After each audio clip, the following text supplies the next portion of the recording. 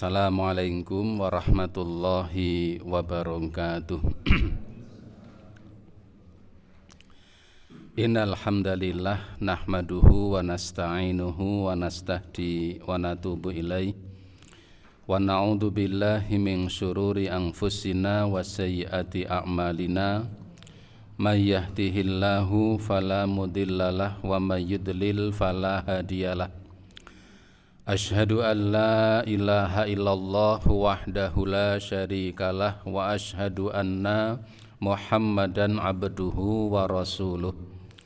Allahumma sholli wa sallim wa barik ala nabiyyina Muhammadin wa ala alihi wa ashabihi wa man tabi'ahum bi ihsanin ila yaumiddin. Ibu bapak sekalian, para jamaah rahimakumullah. Alhamdulillahirabbil alamin. Senantiasa kita bersyukur kehadirat Allah Subhanahu wa taala. Malam hari ini Allah taala senantiasa berkenan melimpahkan nikmat serta karunia-Nya kepada kita semuanya sehingga kita bisa hadir pada kajian malam hari ini untuk meneruskan bab-bab yang telah kita bahas pada pertemuan yang telah lalu.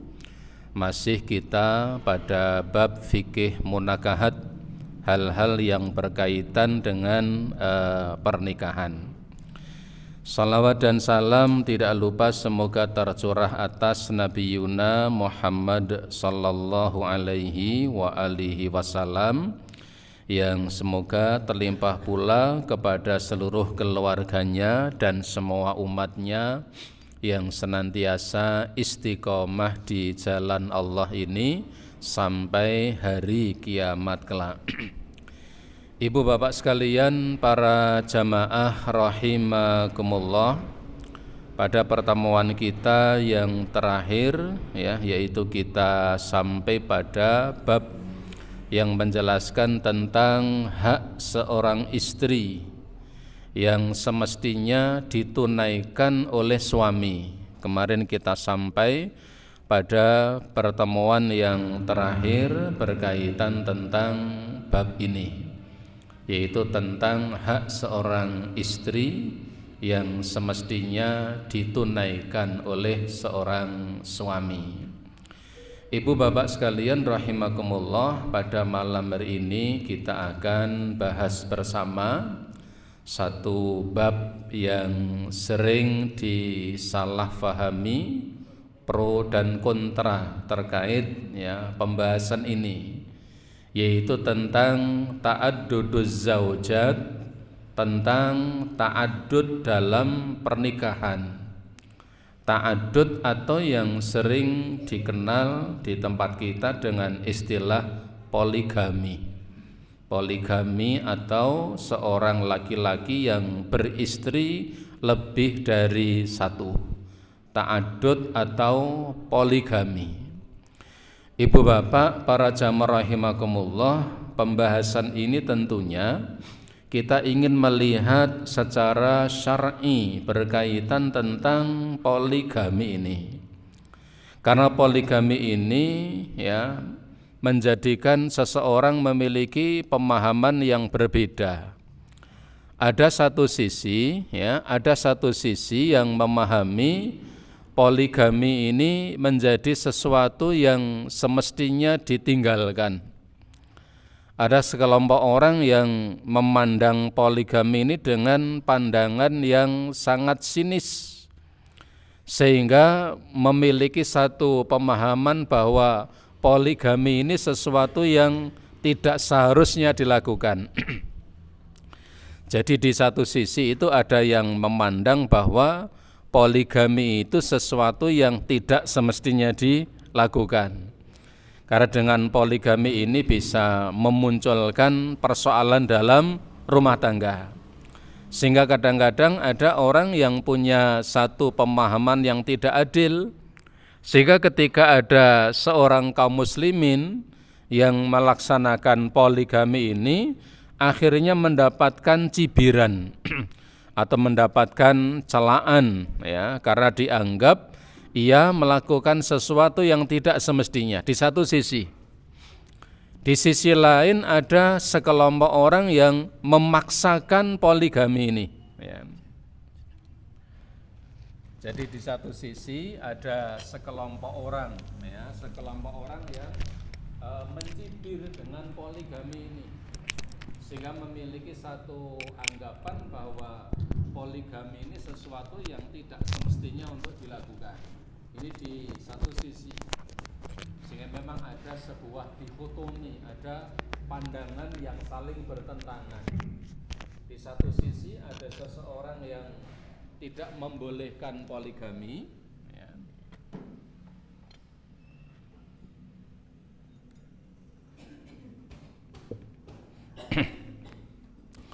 Jadi di satu sisi ada orang yang tidak membolehkan poligami, tetapi di sisi lain ada orang yang memaksakan diri. Seseorang yang sebenarnya tidak semestinya ia melakukan poligami, tetapi memaksa diri untuk melakukan, sehingga dalam perjalanannya terjadi disharmoni dalam rumah tangganya, sehingga dengan demikian maka orang-orang menyalahkan praktek poligami bukan karena syariatnya, tetapi karena person yang memaksakan diri untuk melakukannya, sehingga tidak mendapatkan kebahagiaan dalam rumah tangganya. Baik, kita membahas ini supaya kita bisa menilai secara adil bagaimana perspektif syar'i berkaitan dengan poligami ini. Ibu bapak rahimakumullah, yang pertama terkait masyru'iyatu ta'aduduz zaujat, disyariatkannya atau pensyariatan terkait tentang poligami ini. Qala Allah Ta'ala berfirman dalam Al-Quran, yaitu di dalam surat An-Nisa ayat yang ketiga. Surat An-Nisa ayat yang ketiga ini dasar-dasar dalam pernikahan.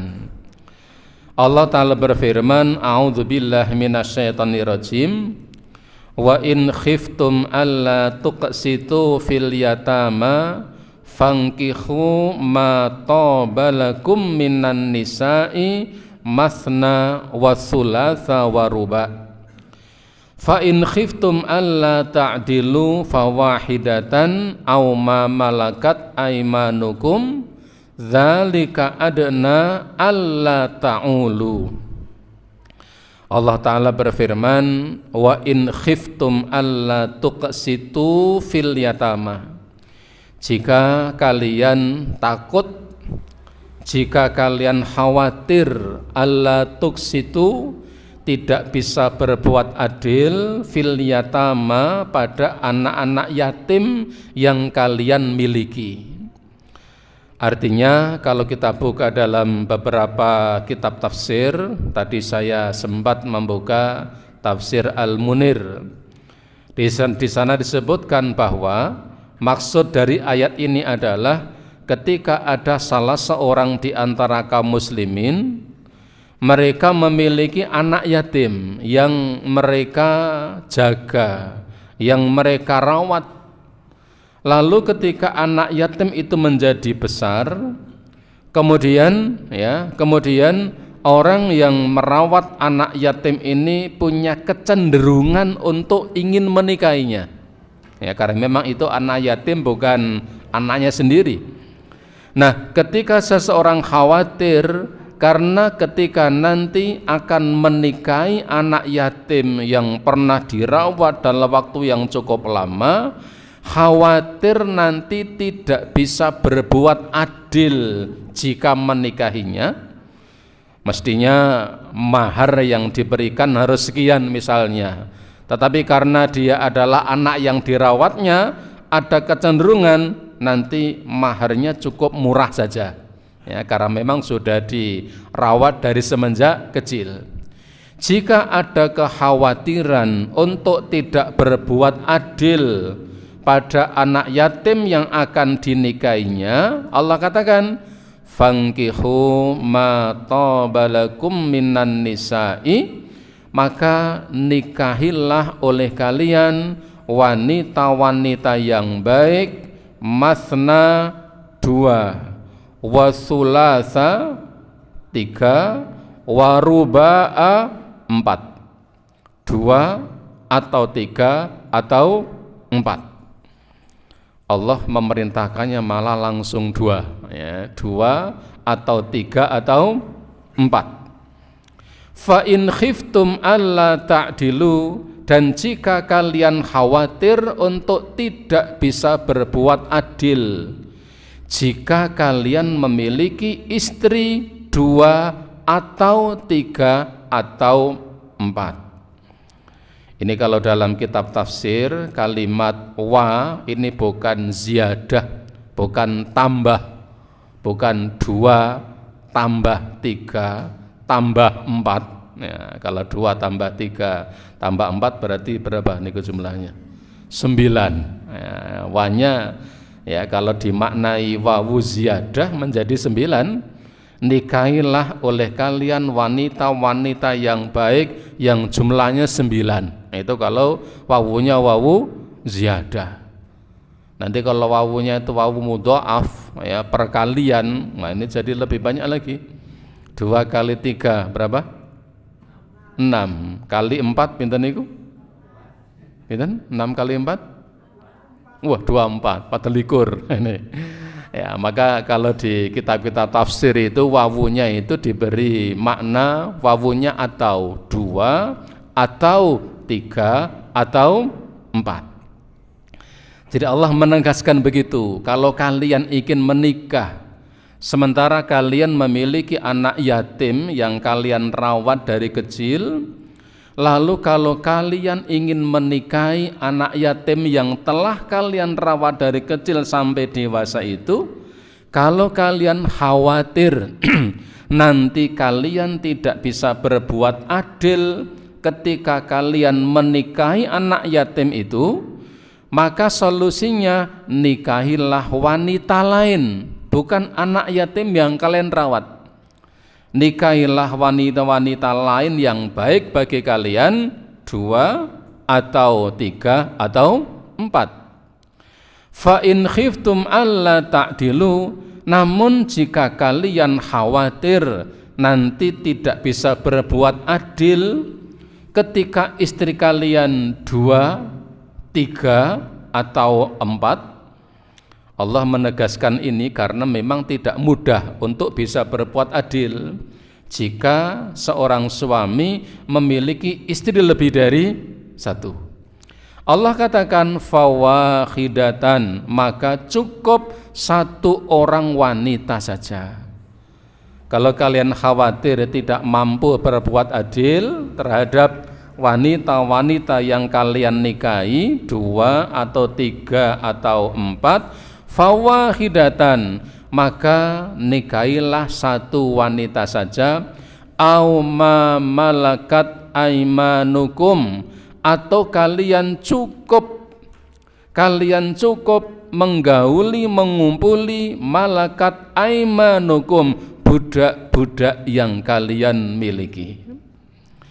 Ini kalau kita runut sejarah dulu, ya, pada zaman ketika Islam itu datang di awal-awal pertama kali, maka ketika masih ada perbudakan, maka seorang majikan itu boleh untuk mengumpuli budak wanitanya tanpa ada akad pernikahan di antara keduanya. Kalau sesama wanita merdeka itu harus ada akad nikah. Tetapi kalau seorang laki-laki punya majikan, ya, seorang majikan punya budak, mohon maaf, seorang laki-laki punya budak wanita, maka hukumnya boleh ketika majikan itu mengumpuli budaknya. Ketika budak ini nanti melahirkan, ya, kalau budak ini nanti melahirkan anak, maka budak ini sebutannya umul walad. Dia menjadi ibunya anak tuannya. Wah, susah nyebutnya itu. Ya, ibu dari anak tuannya. Ketika nanti kemudian tuannya meninggal dunia, maka ibu ini otomatis menjadi wanita merdeka. Nah, seorang majikan bisa mengumpuli budaknya ini karena milkutam, karena kepemilikan kepada budak itu, bukan karena akad pernikahannya. Dan itu dulu terjadi di awal-awal Islam. Beberapa sahabat ketika masuk Islam, mereka masih memiliki budak. Dan pada waktu itu kadang, kalau kita buka dalam sejarah, kadang ketika seorang majikan memiliki seorang budak, ya, memiliki beberapa budak wanita, maka kadang-kadang di antara mereka menyewakan budak wanita yang mereka miliki itu untuk para lelaki di waktu itu, dan itu bisa menjadi income rumah tangganya. Nah, itu Bapak bisa melihat ya sejarah itu. Kita bisa melihat satu contoh, misalnya ada seorang sahabat namanya Sa'ad bin Abi Waqqas, ya, Sa'ad bin Abi Waqqas. Kemudian ia memiliki seorang saudara, ya, dan saudaranya ini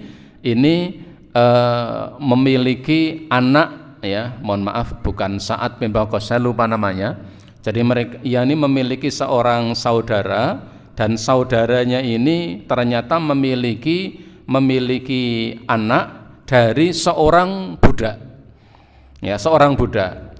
Ketika terjadi klaim siapa anak itu, maka dari saudaranya budak ini mengatakan ini adalah anak dari bapakku, karena ia lahir di tempat tidur bapak saya. Tetapi sahabat yang lain mengatakan, wahai Rasulullah, ini anaknya Utbah, saudara saya. Anda lihat kemiripannya. Ketika Nabi melihat anak laki-laki itu, ternyata wajahnya mirip dengan Utbah. Nah, ketika dilihat itu mirip dengan Utbah, maka Nabi tetap mengatakan anak ini tetap menjadi anak dari laki-laki atau majikan yang memiliki budak itu, karena dimungkinkan pada waktu ini majikan ini ketika memiliki budak ini kemudian dikumpuli dengan seseorang, lalu lahirlah anak, meskipun secara fisik itu mirip tetapi nisbatnya tetap kepada majikannya. Karena meskipun dalam bahasa kita itu adalah anak biologisnya, tetapi itu tetap menjadi anak majikannya. Nah, ini kita bisa melihat di kitab Umdatul Ahkam pada bab li'an, itu di hadis terakhir terkait masalah li'an ini. Nah, oleh karenanya barakallahu, jadi di zaman dahulu ketika masih ada perbudakan, tetapi yang harus kita jadikan catatan, Islam itu datang dalam rangka untuk menghapus sistem perbudakan. Bukan mengeneralisir, bukan membenarkan, tetapi Islam berupaya untuk menghilangkan praktek-praktek perbudakan itu. Meskipun di awal-awal Islam ketika masih ada praktek perbudakan, Allah Ta'ala mengatakan boleh seorang majikan mengumpuli budak wanitanya. Dzalika adna alla ta'ulu, yang demikian ini lebih baik agar kalian nanti tidak menyesal. Ibu bapak jamaah rahimakumullah, coba kita lihat keterangan dalam kitab ini. Fa innallaha subhanahu wa ta'ala yukhatibu awliya al-yatama. Allah subhanahu wa ta'ala dalam ayat ini, itu di dalam surat An-Nisa ini, Allah berbicara kepada para wali dari anak yatim ini. Ya, seseorang yang merawat anak yatim dari kecil sampai dewasa. Dikatakan, idza kanatil yatimata fi khujri ahadikum tahta wilayatihi. Ketika ada seorang laki-laki, ia memiliki seorang anak yatim perempuan yang dirawat dari kecil sampai usia dewasa. wa khafa alla yu'tiha mahram mithlaha. Lalu ketika laki-laki yang merawat anak yatim yang memang itu bukan dari nasabnya, lalu laki-laki ini punya kecenderungan keinginan untuk menikahi anak yatim yang dirawat dari kecil itu, dan itu hukumnya sah ya, dengan syarat-syarat yang berlaku, ada mahar dan sebagainya. Dikatakan ketika ia khawatir untuk tidak bisa memberikan maharnya secara adil sebagaimana wanita-wanita yang lain, ada kekhawatiran nanti ia tidak bisa berbuat adil jika menikahi wanita yang dirawatnya semenjak kecil itu, maka Allah katakan falya'dilu anha ila ghairiha minan nisa, maka solusinya adalah nikahilah wanita-wanita selain dari anak yatim yang dirawat semenjak kecil tadi. Maka ini ayat ini ya dirasa-rasa sulit nyambungnya kalau kita tidak melihat ya, kita tidak melihat keterangan-keterangannya. Oleh karenanya Allah katakan tadi, kalau ada seorang laki-laki dia merawat anak yatim dari kecil, yatim perempuan, yatimah ya, saya khawatir yatimah itu karena banyak yang namanya yatimah ya. Yatimah itu anak yatim perempuan. Ketika sudah dewasa lalu dia ingin menikahinya, tapi jika dia khawatir kalau menikahi anak yatim yang dirawat dari kecil ini nanti dia tidak bisa berbuat adil, Allah katakan carilah wanita-wanita lain untuk dinikahi. Fa innahunna katsiratun, karena wanita-wanita itu jumlahnya sangat banyak. Walam yudayyiqallahu alaihi fa ukhilla lahu min wahidatin illa arba'.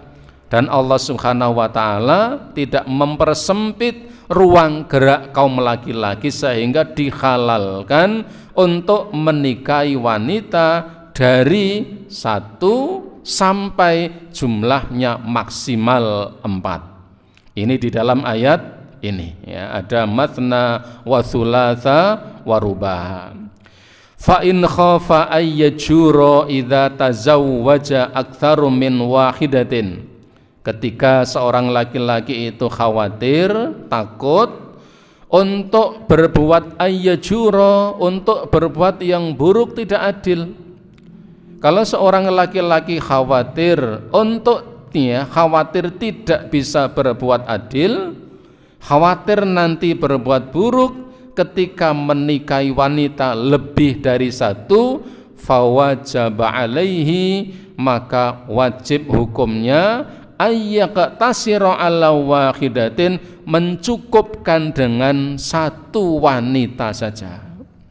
Seperti bapak-bapak yang ada di depan saya dan termasuk saya ini.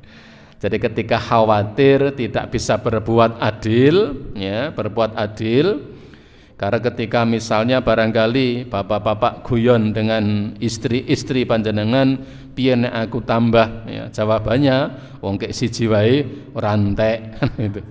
Kalau khawatir tidak bisa berbuat adil, maka mencukupkan dengan 1 orang wanita saja, 1 istri saja, au ma malakat yaminahu minal ima, atau mencukupkan dengan budak-budak wanita yang ia miliki.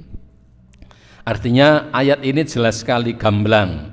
Ya, Allah Ta'ala ya tidak mempersempit kaum laki-laki untuk bisa menikahi lebih dari 1. Tetapi kalau khawatir nanti tidak bisa berbuat adil, maka wajib hukumnya untuk menikahi 1 orang wanita saja atau mencukupkan dengan budak wanita yang mereka miliki. Wa qad taqaddama jumlatun adillatun alal hassi ala zawaji min ajli iktsarun nasli. Dulu di awal-awal bab tentang pernikahan ini kita lihat, kita telah membaca banyak dalil dari Al-Quran maupun dari hadis agar seseorang ini memperbanyak keturunannya. Memperbanyak keturunan diantaranya adalah termasuk di situ termasuk isyarat untuk bisa dan boleh memiliki istri lebih dari satu. Karena memang ada anjuran memperbanyak keturunan. Waqala Ibnu Abbas li Sa'id bin Jubair, Abdullah Ibnu Abbas orang sahabat Rasulullah sallallahu alaihi wasallam, beliau pernah berkata kepada Sa'id bin Jubair, beliau mengatakan, fatazawwaj, hendaklah kamu menikah. Fa inna khaira hadhil ummah, karena sesungguhnya sebaik-baik umat ini adalah aktsaruhan nisa, siapa saja yang memiliki istri yang paling banyak. Ini kata Abdullah bin Abbas. Ini yang dijadikan sebagian kaum muslimin yang menggebu-gebu untuk melakukan poligami. Berdasarkan perkataan Abdullah bin Abbas ini, beliau mengatakan sesungguhnya sebaik-baik umat ini adalah yang memiliki wanita yang paling banyak. Ini oleh para ulama itu ditafsir dengan yang istrinya paling banyak. Tapi dengan catatan ketika mampu berbuat adil. Fahadil adillatu wa ghairiha tadullu ala istihbabi ta'addudi bisyurutin wa dhawabitun ta'ti. Nah, dalil yang kita baca tadi yaitu Al-Qur'an surat An-Nisa ayat yang keempat. Perintah untuk menikahi wanita 2 atau 3 atau 4. Tetapi kalau khawatir takut nanti tidak bisa berbuat adil, maka cukup dengan menikahi satu wanita saja. Dan juga perkataan Abdullah bin Abbas yang mengatakan sebaik-baik umat ini adalah siapa di antara mereka yang memiliki wanita paling banyak, yang istrinya paling banyak. Nah, oleh karena itu dalil-dalil ini dan dalil-dalil yang lain menunjukkan terkait apa? Disunnahkannya melakukan poligami jika memiliki syarat-syarat dan ketentuan-ketentuan yang memang ia memilikinya. Dianjurkan tetapi dengan syarat-syarat dan ketentuan-ketentuan yang berlaku. Inilah yang kemudian akan kita baca pada malam hari ini. Yang pertama adalah, yang kedua adalah syurut ta'adduduz zaujat. Ini berkaitan tentang syarat-syarat seorang laki-laki bisa melakukan poligami. Ada di suatu tempat karena ada seseorang yang begitu ngebet ingin poligami. Tetapi tidak memperhatikan syarat-syarat ini. Jadi mohon maaf, pekerjaannya hanya loper snack dari satu tempat ke tempat yang lain. Tapi karena begitu semangatnya ingin poligami, istrinya 4. Istrinya 4. Padahal hanya loper makanan, pakai sepeda motor, loper atau loper Loper itu apa namanya? Hanya sales, tapi istrinya 4 karena begitu termotivasi ingin menjalankan sunnah. Yang terjadi mohon maaf, keluarganya berantakan, kebutuhan istrinya tidak terpenuhi, kebutuhan anaknya tidak terpenuhi, sehingga keluarganya menjadi berantakan. Nah, karena keluarganya menjadi berantakan, maka tetangga kanan dan kirinya menyalahkan orang itu, bukan menyalahkan orangnya, tapi menyalahkan poligaminya. Padahal yang salah bukan poligaminya, yang salah adalah orangnya ini. Oleh karena itulah Ibu sekalian, ini ada beberapa syarat yang disebutkan di dalam kitab ini. Yang pertama adalah ayyakuna qadiron alal adli bainahuna. Yang pertama, kalau ada seseorang ingin melakukan poligami, syarat pertama adalah ayyakuna qadiron, orang ini punya kemampuan alal adli bainahunna, untuk berbuat adil di antara istri-istri yang dimilikinya. Syarat ini pertama ini adalah kemampuan, dia mampu untuk berbuat adil. Adil dalam apa? Adil terutama dalam masalah nafkah zahir untuk istri dan anak-anaknya. Ada pernah di satu tempat, mungkin depan saya sampaikan, ada seorang suami ya punya istri 4. Istri 4 ini rumahnya sama, model rumahnya sama, catnya sama, perabot rumahnya sama, masing-masing rumah itu ada mobilnya dan mobilnya juga mereknya sama, warnanya sama. Kebetulan keempat-empatnya itu anaknya sama semuanya. Ini yang keren ya. Bukan kemudian anak istrinya 4, anaknya 12, pating kreyang, kebutuhan tidak terpenuhi. Ketika istrinya meminta nafkah, jawabannya mengatakan, sabar ya dik, kita ada di atas sunnah shahihah. Wah, ini bukan solusi ya. Ini yang kemudian orang akan menyalahkan apa? Menyalahkan poligaminya, sehingga padahal yang salah bukan poligaminya tapi orangnya yang tidak memiliki syarat. Maka yang pertama adalah ayyakuna qadirun alal adli bainahunna, dia punya kemampuan untuk berbuat adil di antara istri-istri yang dimilikinya.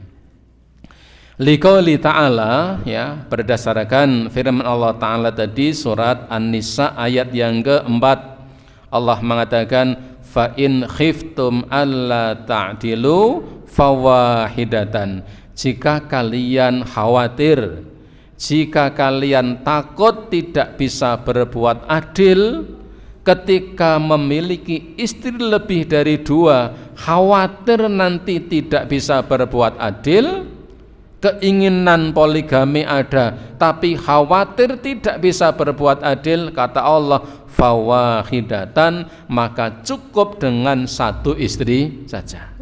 Jadi yang pertama adalah punya kemampuan untuk berbuat adil. Yang kedua, ayyamana ala nafsihi iftitanu bihinna wa tadyi'i huququllahu bisababihinna. Yang kedua adalah aman, ya. Aman, dia bisa menjamin dirinya aman terhadap fitnah yang ditimbulkan ketika memiliki istri lebih dari 1. Ya, jadi dia bisa menggaransi dirinya bahwa dia bisa aman dari fitnah yang ditimbulkan oleh istri-istri yang dimilikinya lebih dari 1, wa tadyi'i huququllah bisababihinna, dan dia tidak sampai menyia-nyiakan hak-hak Allah terkait istri-istri yang dimilikinya. Artinya apa? Syarat yang kedua ini, ya, dia punya kemampuan untuk menjaga dirinya aman dari fitnah yang ditimbulkan dari istri-istri yang dimilikinya, dan dia bisa menjamin, ya, tidak akan menyia-nyiakan hak Allah Ta'ala berkaitan dengan istri-istri yang dimilikinya jika istrinya lebih dari 1. Faqad qala subhanahu wa ta'ala, Allah Ta'ala berfirman, yaitu di dalam Al-Quran surat At-Taghabun ayat yang ke-14. Surat At-Taghabun ayat yang ke-14, Allah Ta'ala berfirman, ya ayyuhalladzina amanu inna min azwajikum wa auladikum aduwwal lakum fahdharuhum. Allah Ta'ala di dalam surat At-Taghabun ayat 14 ini Allah mengatakan, ya ayyuhalladzina amanu, wahai orang-orang yang beriman, inna min azwajikum, sesungguhnya di antara sebagian istri-istri kalian, Kalimatnya istri-istri kalian. Allah menegaskan ketika ada seseorang memiliki beberapa orang istri, dan dalam Islam maksimal hanya 4. Allah mengingatkan sesungguhnya di antara istri-istri kalian wa auladikum, dan di antara anak-anak kalian aduwwal lakum, ada yang menjadi musuh bagi kalian.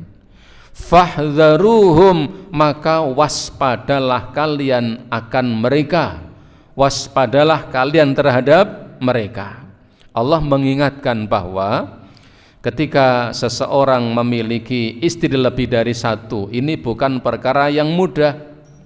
Sebab Allah mengingatkan di antara istri-istri itu ada yang barangkali menjadi musuh bagi suami mereka. Kita bisa melihat dulu bagaimana Nabi Lut alaihissalam, bahwa di antara istrinya ada yang berbuat durhaka. Dan barangkali ya kita bisa melihat fenomena zaman sekarang. Betapa ketika seseorang memiliki istri lebih dari satu itu bukan perkara yang mudah. Sehingga bisa jadi salah satu di antara istrinya ini akan menjadi musuh bagi suaminya. Sebagaimana juga anak-anak ini ada di antara anak-anak itu yang barangkali menjadi musuh bagi orang tuanya. Maka ibu bapak jamaah rahimakumullah, ya, beberapa kali saya sampaikan, kita ingatkan bahwa kebahagiaan dalam rumah tangga ini ya dipengaruhi oleh 5 hal. Pertama adalah pasangan hidup, yang kedua adalah tetangga, yang ketiga adalah harta, yang keempat itu adalah anak, dan yang kelima itu adalah teman. Kalau orang Jawa sering mengatakan garwo, kemudian tonggo, kemudian bondo, lalu putro, yang kelima adalah konco. Ini yang akan mempengaruhi bahagia atau tidaknya kehidupan seseorang di dunianya. Maka ada satu doa ya yang dibaca dulu oleh para ulama. Misalnya ya diriwayatkan ya bersumber dari Imam Al-Maghrizi bahwa ada satu doa yang bagus untuk dibaca. Allahumma inni a'udzubika min jarisu, ya Allah aku berlindung kepada Engkau dari tetangga yang buruk. Wa min zaujin tusayyibuni qoblal masyibi, dan aku berlindung kepada Engkau ya Allah dari pasangan hidup yang menjadikanku beruban sebelum waktunya. Wa min waladin yakunu alayya riban, ya, dan berlindung dari anak yang nanti bisa menjadi musuh bagiku. Wa min malin yakunu alayya adzaban, dan berlindung dari harta yang bisa menyiksa. Karena memang faktanya ada tidak sedikit seseorang yang memiliki harta tapi tidak menikmati harta yang dimilikinya, tapi justru tersiksa karena harta yang dimilikinya. Maka berdoa dari itu. Dan yang kelima, wa min khalilin makirin, dan aku berlindung kepada Engkau ya Allah dari teman yang jahat. Khalilin makirin itu kalau dalam bahasa Jawanya konco sing ruwet tur senengane ngruwet. Nah ini 5 perkara ini menentukan kebahagiaan hidup seseorang. Ya, tonggo, garwo, putro, kemudian apa tadi? Bondo, dan yang kelima konco. Maka Allah ingatkan dalam surat At-Taghabun ini, wahai orang-orang yang beriman, sesungguhnya di antara istri-istri kalian, berarti ini ketika memiliki istri lebih dari 1, wa auladikum, dan barangkali di antara anak-anak kalian aduwwal lakum, ada yang menjadi musuh bagi kalian. Fahdharuhum, maka kalian harus waspada terhadap mereka. Ini yang kedua, berarti ketika aman dari fitnah. Yang ketiga, ayyakuna indahu qudratun ala ifafihinna wa tahsinuhunna wa tahsinihinna. Yang ketiga, syarat seseorang bisa melakukan poligami, ta'adud itu adalah ketika seorang laki-laki ini syarat ketiga punya kemampuan. Untuk apa? Untuk menjaga untuk menjaga kehormatan istri-istri mereka dan punya kemampuan untuk menjaga fisik mereka. Punya kemampuan untuk menjaga fisik istri-istrinya dan menjaga kehormatan istri-istrinya. Bukan malah mengeksploitasi istri-istri yang dimilikinya. Punya istri, kelima-limanya wanita karir semuanya, suaminya hanya ongklang-ongklang di rumah. Tiap harinya hanya dolanan burung perkutut, ya. Yang pekerja istri-istrinya, ini eksploitasi. Ya, bukan begitu, tetapi punya kemampuan untuk menjaga fisik istri-istri mereka dan punya kemampuan untuk menjaga kehormatan para istrinya. Ini syarat yang ketiga. Ibu bapak, kita jeda azan dulu ya, supaya bisa berbarengan dengan azan yang di sana. Baik sekalian, kita lanjutkan. Jadi yang ketiga adalah ayyakuna indahu qudratu ala i'fafihinna wa tahsinihinna.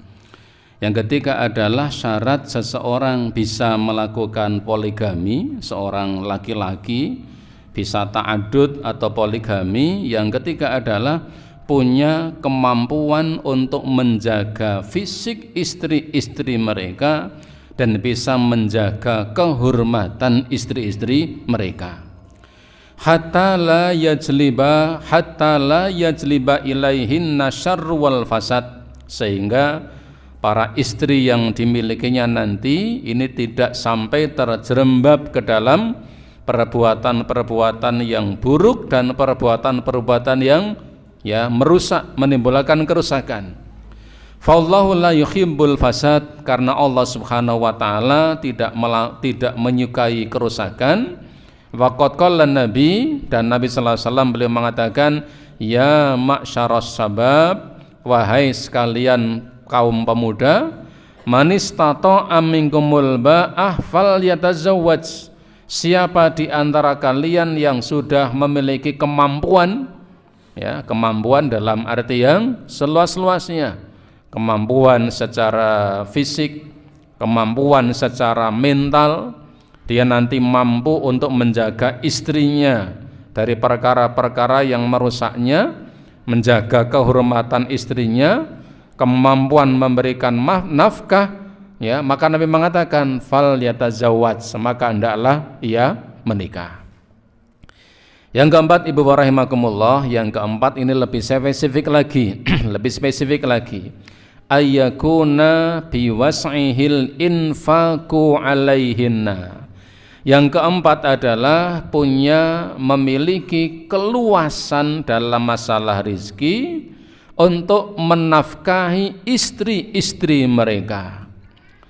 Yang keempat ini untuk zaman sekarang ini menjadi sebuah syarat dan ketentuan yang tidak mungkin lagi bisa dihindari. Punya kemampuan dalam masalah finansial. Dia memiliki keluasan dalam masalah harta, dalam masalah rizki, sehingga bisa menikah, bisa memberikan nafkah kepada para istri ketika memang punya keinginan untuk beristri lebih dari satu, dengan segala konsekuensinya. Faqad qala Allah subhanahu wa ta'ala di dalam Al-Quran, yaitu di dalam Al-Quran surat An-Nur ayat yang ke-33. Allah Ta'ala mengatakan, wal yasta'fifil ladzina la yajiduna nikahan hatta yughniyahumullahu min fadlih. Wal yasta'fifi, hendaklah tetap menjaga kehormatan alladzina la yajiduna nikahan, orang-orang kaum laki-laki yang tidak punya sesuatu yang bisa ia gunakan untuk menikah. Hendaklah kaum laki-laki yang memang tidak punya kemampuan untuk menikah, hendaklah mereka tetap menjaga iffah, menjaga kehormatan mereka, hatta yughniyahumullah min fadlih, hingga nanti Allah lah yang mengkayakan mereka, hingga nanti Allah lah yang bisa memberikan kekayaan kepada mereka. Ibu bapak, ini isyarat bahwa persoalan nafkah ini bukan perkara yang main-main. Sehingga ketika seorang laki-laki ingin melakukan ta'addud, melakukan praktek poligami, syarat yang keempat ini adalah pastikan memang punya kemampuan dalam masalah finansial, dalam masalah nafkah yang nanti akan diberikan kepada istri-istri mereka dengan segala konsekuensinya. Karena barangkali nanti masing-masing istri ini bisa punya anak lebih dari satu. Seperti dulu tahun 98 saya pernah punya teman saya punya family, dan family teman saya ini punya anak jumlahnya 24. Jadi putrane Pak Delikur 24. Tahun 98 itu saya heran, 90 anak 24 itu, ini anak-anaknya 23 anak itu hafid dan hafidhah 30 juz. Bukan hafid kulhu, bukan tapi hafid dan hafidhah 30 juz di tahun 98. Dan anak satu yang belum selesai, yaitu baru dapat belasan juz. Saya khusnudzon kalau usianya panjang itu ke 24 semuanya itu bisa hafid dan hafidhah semuanya. Putrane Pak Delikur, tapi istrinya 4 istrinya 4, dan 4-4-nya itu hafidhah semuanya. Suaminya hafid, anaknya hafid dan hafidhah. Ini yang keren Jadi ini yang ini yang poligaminya sukses, dan putra-putranya juga pada kuliah, pada belajar, pada kuliah. Dan pada waktu itu saya karena belum menikah, belum bisa membayangkan 24 anak ini kalau bayar SPP-nya bareng juru priye rasane, kan begitu. Tapi tercukupi semuanya. Ini yang keren Bukan kemudian tadi memaksa poligami, anak yang sana meminta ini, istri yang sana belum tercukupi, yang sana belum dicukupi, suaminya hanya selalu mengatakan sabar ya dik, sabar ya dik. Nafkah yang mestinya selesai di hari itu, ini kemudian harus tertunda. Ini yang kemudian tadi disampaikan, hak-hak yang semestinya tertunaikan maka tidak tertunaikan. Kalau dilihat di sini, ini yang tidak memenuhi syarat. Oleh karenanya ini 4 syarat ini yang disampaikan di dalam kitab ini. Ini syarat-syarat yang paling pokok. Yang pertama adalah punya kemampuan untuk berbuat adil. Ketika istrinya lebih dari satu, maka ketika yang satu diberikan sesuatu, maka yang lain pun juga dipenuhi kebutuhannya, kemampuan untuk berbuat adil. Yang kedua, punya kemampuan untuk menjaga dirinya dari fitnah yang ditimbulkan dari istri-istri yang dimilikinya, dan punya kemampuan untuk tetap menjaga hak-hak Allah yang mesti ditunaikan berkaitan dengan ketika istrinya lebih dari satu. Yang ketiga adalah punya kemampuan untuk menjaga fisik istri-istrinya dan menjaga kehormatannya. Dan yang keempat ini adalah punya kemampuan dalam masalah finansial, punya harta, punya kemampuan untuk memberikan nafkah jika memang istrinya lebih dari satu. Ini syarat-syarat yang disampaikan di dalam kitab ini, dan memang inilah syarat-syarat yang paling pokok. Ketika syarat ini tidak terpenuhi, maka barangkali ketika seseorang ini melaksanakan atau dia memaksa melakukan praktek poligami, maka yang muncul adalah kemadorotan karena syarat-syarat yang semestinya terpenuhi tidak terpenuhi. Tetapi ketika syarat-syarat terpenuhi, barangkali kemaslahatan akan bisa didapatkan, ya, sehingga praktek poligami ini bukan satu sunnah yang dipaksakan untuk dilakukan, tetapi ini bisa dilakukan ketika syarat-syarat ini bisa terpenuhi. Ibu bapak para jamaah rahimakumullah, adapun hikmah disyariatkannya ta'adud ini barangkali bisa kita lanjutkan pada pertemuan yang akan datang. Ada beberapa hikmah, ya, ada beberapa hikmah yang disampaikan di sini, dan juga ada beberapa perkara yang berkaitan ketentuan-ketentuan berkaitan tentang poligami ini. Mudah-mudahan bisa kita lanjutkan dan kita selesaikan di pertemuan yang akan datang. Ibu bapak, sampai di sini barangkali yang kita bahas pada malam hari ini, semoga bermanfaat. Sebelum saya akhiri, ada pertanyaan? Oh nggih, monggo. Nggih. Assalamualaikum warahmatullahi wabarakatuh. Waalaikumsalam warahmatullahi wabarakatuh. Ustaz, di dalam Quran surat At-Taghabun di ayat yang ke-14 tadi disebutkan di antara istri-istri kalian dan barangkali di antara anak-anak kalian ada yang menjadi musuh bagi kalian, maka kalian harus waspada terhadapnya. Di sini kalimat istri-istri kalian tadi dijelaskan atau memiliki arti mempunyai istri lebih dari satu. Pertanyaan saya, Ustaz, apakah ayat ini berlaku juga untuk suami atau laki-laki yang hanya sementara memiliki satu istri saja? Terus apakah suami yang memiliki satu istri saja akan tetap berpotensi jika istri dan anaknya suatu nanti akan menjadi musuhnya? Terima kasih. Nggih. Assalamualaikum warahmatullahi wabarakatuh. Waalaikumsalam warahmatullahi wabarakatuh. Menarik ini kalimatnya, sementara masih satu istri. Oh, ini kayak ada peluang ini.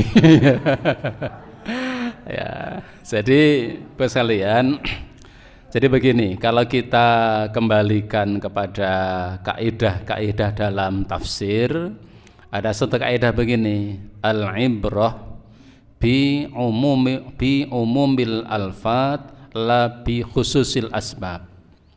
Ibrah atau pelajaran yang bisa kita ambil dalam suatu ayat itu tidak monoton, tidak tertentu melihat pada sebab-sebab yang melatar belakanginya, tetapi pada keumuman lafal-lafal yang ada pada ayat itu.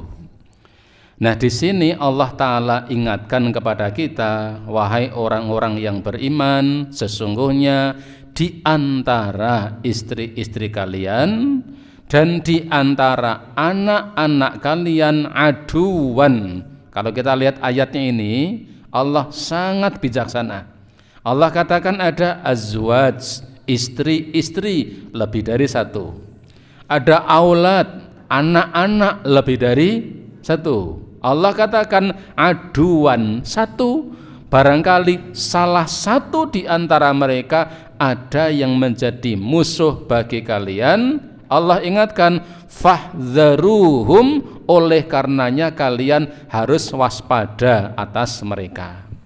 Ayat ini Allah berbicara tentang ketika seseorang memiliki istri lebih dari satu, memiliki anak lebih dari satu, maka bisa jadi istri-istri atau anak-anak itu ada yang menjadi musuh jika ayat terakhir ini, bagian terakhir kita baca, jika seorang mukmin, seorang suami tidak bersikap waspada kepada mereka. Artinya apa? Kewaspadaan ini yang bisa menjadi alat ukur supaya di antara istri dan anak itu ya tidak ada yang menjadi musuh, maka kewaspadaan menjadi sebuah ikhtiar. Meskipun hasil akhirnya wallahu alam Allah yang menentukan. Yang kedua, apakah kemudian ini bisa mungkin ketika seseorang itu memiliki istri hanya satu, anak hanya satu, mungkinkah istri yang satu atau anak yang hanya satu itu mungkinkah bisa menjadi musuh bagi suaminya atau bagi bapaknya? Mungkinkah? Sangat mungkin. Karena bukan pada istri-istrinya dan jumlah anak, bukan melihat pada jumlah istri dan jumlah anak, tetapi pada ini fahdharuhum, untuk selalu waspada. Maka kalau kita kaitkan syarat yang kedua ini adalah seorang laki-laki yang ingin memiliki istri lebih dari satu, ketika dia punya kemampuan untuk menjaga dirinya dari fitnah yang ditimbulkan oleh istri-istri mereka jika lebih dari satu. Ini peringatan. Meskipun pada prakteknya sangat mungkin ketika seseorang memiliki istri hanya satu, lalu ternyata istrinya menjadi musuh bagi orang tuanya, musuh bagi suaminya. Ketika seseorang memiliki anak hanya satu, sangat mungkin bisa menjadi musuh bagi orang tuanya. Kalau di tempat kita di Indonesia ada banyak cerita, ada cerita apa kalau dari Sumatera Barat itu?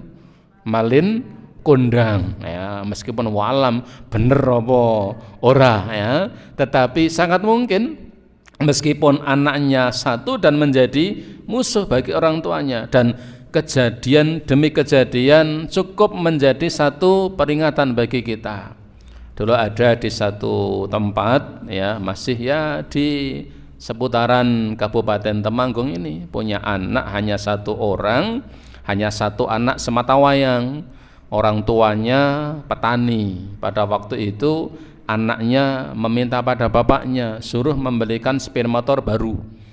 Waktu itu sepeda motor Astrea warna biru ya. Kalau 81 itu melinjo ya. Setelah itu tahun berapa itu ya, pada waktu itu anaknya mengatakan, "Pak, tukoke Honda." Kalimatnya begini, "Nek bapak ranukoke, bapak tak kekrek." Tahu kekrek? Kekrek itu pakai sabit ya, bacuk dadane regetek medun. Ya, bapak tak kekrek. Karena itu anak semata wayang ya dituruti. Karena memang tidak punya apa-apa, maka yang dijual adalah tanahnya. Tanahnya dijual untuk beli sepeda motor baru, sepeda motor baru. Anak masih muda di zaman itu, sepeda motor baru di desa itu bukan sesuatu yang main-main, itu sudah orang yang sangat wah. Nah, masih muda naik sepeda motor baru itu kalau tidak banter kurang ganteng ya, maka akhirnya sepeda motornya banter, kecelakaan, masuk rumah sakit, sepeda motornya hancur, dia sendiri itu mengalami patah tulang. Pada akhirnya kemudian karena tidak ada lagi aset yang dijual, maka kemudian rumahnya akhirnya dijual, pekarangannya dijual, dan yang bersangkutan semenjak itu kemudian meninggalkan kampung halamannya, merantau keluar Jawa. Sampai hari ini tidak pulang ke kampung halamannya. Hanya satu contoh, satu anak, tapi barangkali secara zahir ketika itu ia cukup menjadi musuh bagi orang tuanya. Artinya sangat mungkin ketika istri satu atau anak satu menjadi musuh. Maka Allah katakan fahdharuhum, maka waspadalah kalian kepada mereka. Jangan sampai kemudian anak dan istri ini menjadi musuh.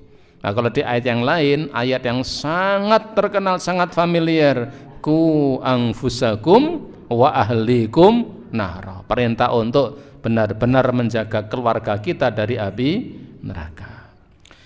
Wallahu alam bissawab. Demikian kita lanjutkan pertemuan yang akan datang, dan mari kita cukupkan dengan kafaratul majlis. Subhanakallahumma wa bihamdika asyhadu an la ilaha illa anta astaghfiruka wa atubu ilaik. Billahi taufik wal hidayah. Assalamualaikum warahmatullahi wabarakatuh.